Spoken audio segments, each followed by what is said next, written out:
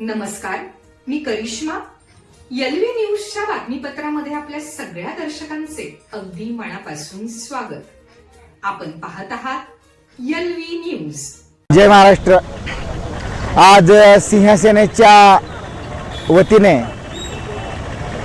महाराष्ट्रातील त्याचप्रमाणे पश्चिम महाराष्ट्र व आपल्या सांगली जिल्ह्यातील शेतकरी बांधवांच्या न्याय हक्कासाठी आज आम्ही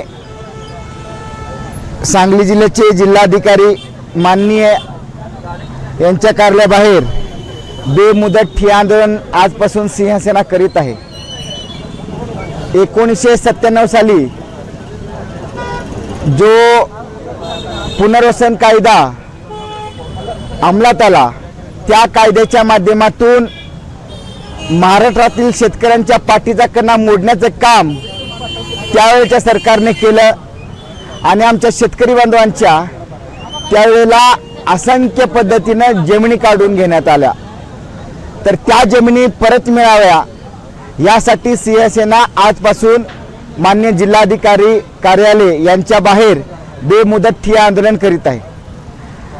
त्यामध्ये आमच्या मूळ मागण्या आहेत की आतापर्यंत ज्या शासनाने 1997 पासून म्हणजे गेले 27 ते 28 वर्ष झालं ज्या आमच्या शेतकरी बांधवांच्या जमिनी घेतल्या, त्या जमिनी आम्हाला तात्काळ परत मिळाल्या पाहिजेत. दुसरा विषय असा की ज्या तुम्ही पुनर्वसनासाठी हा विषय सांगून या प्रकल्पाच्या नावाखाली तुम्ही आमच्या शेतकरी बांधवांच्या जमिनी काढून घेतल्या. मुळात त्या जमिनी त्या पुनर्वसनासाठी मिळालेल्या शेतकरी बांधवांना अजूनही त्या जमिनी मिळाल्या नाहीत. यामध्ये भूमाफिया एवढ्या मोठ्या प्रमाणे आहे की मुळात ज्यांना देण्यासाठी, ज्यांचं पुनर्वसन करण्यासाठी तुम्ही आमच्या ज्या जमिनी काढून घेतल्या त्या जमिनी त्यांना मिळालेच नाहीत. आणि जे गावगुंड आहेत, भूमाफिया आहेत, या पुढाऱ्यांचे, प्रस्थापित पुढाऱ्यांचे जे गावगुंड, राजकीय नेत्यांचे कार्यकर्ते आहेत, त्यांनी ह्या जमिनी सगळ्या घेतलेल्या आहेत. मुळात आमची मागणी ही आहे की आमच्या शेतकऱ्यांच्या जमिनी तात्काळ परत मिळा. दुसरी गोष्ट, हा जो प्रकल्प आला त्या प्रकल्पामध्ये 8 एकरच्या वरच्या जमिनी काढून घेण्यात येतील अशा पद्धतीने सांगितले. पण मुळात आमचे काही काही शेतकरी असेही आहेत की त्यांच्या 2 एकर 3 एकर जमिनी आहेत. मग तुम्ही त्या कशा काय काढून घेतल्या, हाही आमचा सरकारला प्रश्न आहे. या राज्याचे मुख्यमंत्री माननीय देवेंद्र फडणवीस यांच्याकडून महाराष्ट्रातील शेतकरी बांधवांना अपेक्षा आहेत की हे मुख्यमंत्री त्यांना न्याय देतील. आणि आम्हालाही अपेक्षा आहेत की माननीय मुख्यमंत्री या प्रकरणाकडे लक्ष घालतील. आम्ही 2 जुलैला माननीय मुख्यमंत्री, आपले जिल्ह्याचे पालकमंत्री, माननीय जिल्हाधिकारी या संबंधित वेगवेगळ्या मंत्र्यांना आम्ही त्यावेळेला पत्र दिलेलं आहे. जर आमच्या मागण्या जर यांनी पूर्ण केल्या नाहीत तर सिंहसेना आत्ता सणदशील मार्गाने शांत पद्धतीने आंदोलन करत आहे.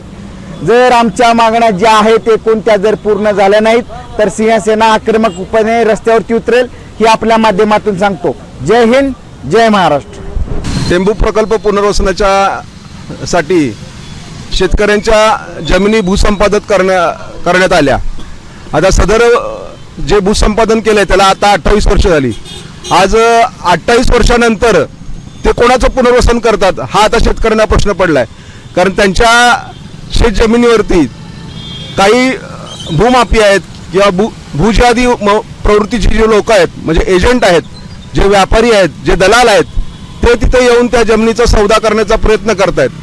आमच्याच जमिनी जर आमच्या डोळ्यात देखत जर अशा प्रकारे सौदा होऊन जर विकल्या जात असतील तर त्याच्यासारखं शेतकऱ्याला दुःख दुसरं कुठलंच नाही आहे.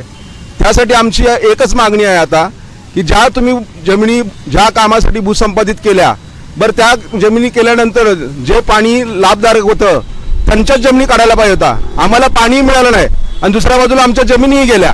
आणि आता तिसऱ्या बाजूला जे काय भूमाफिया आहेत, जे काय आता एजंट गावावर फिरतायत आणि आमच्या जमिनीच्या समोर, आमच्या डोळ्यासमोर लाखो रुपयाला सौदा करतायत, तर हे ज्या गोष्टी आहेत ताबडतोब थांबल्या पाहिजेत. आणि जे काय त्या पद्धतीमध्ये जे काय व्यवहार झाले असतील किंवा जे दस्त झाले असतील ते ताबडतोब म्हणजे बंद होऊन ते रद्द व्हायला पाहिजेत. ही आमची शेतकऱ्यांची मूळ मागणी आहे. तर सरकारने या गोष्टीवरती गांभीर्याने लक्ष द्यावं आणि सिंहसेनेच्या या सदर मागण्या ज्या आहेत शेतकऱ्यांच्या त्या पूर्ण कराव्यात तातडीने, हीच अपेक्षा. जय हिंद, जय महाराष्ट्र. आमच्या जमिनी पुनर्वसनने कब्जा केला. आम्हाला 8 एकर, 8.25 एकर असून आमचे 6 एकर जमीन वर कब्जा करून 2 एकर नावावर ठेवले आणि बाकीची जमीन पुनर्वसन खात्याच्या ह्याच्यावर पडलेले आहे आणि ते आम्हाला काही करता येत नाही त्याच्यावर. ते आम्हाला जमीन परत मिळावी हीच विनंती. माझं नाव जगदीश प्रकाश निकम, चिंचणी मंगरूळ, तालुका खानापूर, जिल्हा सांगली. आमची जमीन पुनर्वसनने आम्हाला 8 एकराचा स्लॅब लागू असून 8 एकर न ठेवता पूर्ण जमीन काढून घेतलेली आहे. मूळ मालकाला 10 गुंठ 5 गुंठ अशीच जमीन गट उडवून ठेवलेली आहे. ते परत आम्हाला जमीन मिळावी आणि एजंट बाकीचे एजंट जमिनी घेऊन त्याच्यावर कमिशन खाऊन दुसऱ्याला विकतात. ते बंद झालं पाहिजे. नमस्कार, मी ॲडव्होकेट अभिजित पिसाळ.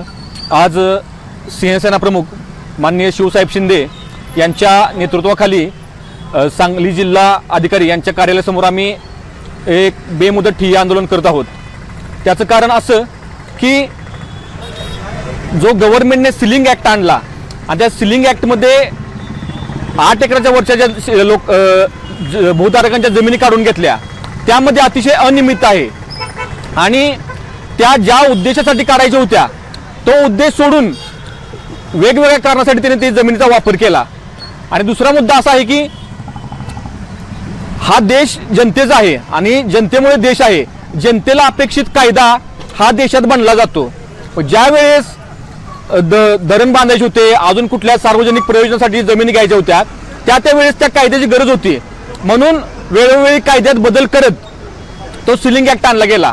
पण आजच्या घडीला 2026 साली आम्ही हे म्हणतोय की बरेच प्रकरणं पूर्ण झालीत आणि ज्या उद्देशासाठी जमिनी काढून घेतल्या होत्या त्या उद्देशातील जमिनींचा वापर होऊन उर्वरित जमिनी या शासनाच्या लँड बँकमध्ये शिल्लक आहेत आणि त्या लँड बँकमधील शिल्लक असलेल्या जमिनी आम्ही मूळ शेतकऱ्याला परत करा म्हणतोय. तर शासन आम्हाला वेळोवेळी कुठल्या तरी कायद्याचा दाखला देऊन नाही होय असं काहीतरी म्हणते, पण आम्ही ते घेतल्याशिवाय थांबणार नाही. काय व्हायला लागले, शेतकऱ्यांची जमीन शेतकऱ्यांच्या डोळ्यात देखत त्या लँड बँकमधील जमीन आहे की नाही पुनर्वसनमध्ये दिलेल्या शासन म्हणते त्या शेतकरी मूळ मालकाच्या डोळ्यात देखत इतर एजंट किंवा इतर खरेदीदार त्या समोर येऊन त्या जमिनी घ्यायला बसलेत. हे अतिशय वेदनादायी शेतकऱ्यासाठी आहे.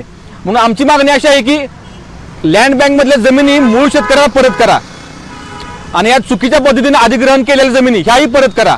आणि दुसरा मुद्दा असा आहे की अजून यात जी अनियमितता आहे त्याकडे शासनाने कटाक्षाने लक्ष द्यावे आणि या सगळ्या प्रकरणाचा त्यांनी सोक्षमोक्ष लावावा एवढीच आमची अपेक्षा आहे. चालू घडामोडींचे अपडेट्स जाणून घेण्यासाठी आपल्या एलव्ही न्यूज चॅनलला सबस्क्राईब जरूर करा, लाईक करा, शेअर करा व कमेंट देखील करा. बेल आयकॉनवर प्रेस करा व नोटिफिकेशन्स मिळवा. पाहत रहा फक्त एलव्ही न्यूज. मुख्य संपादक विलास उत्तम लोखंडे.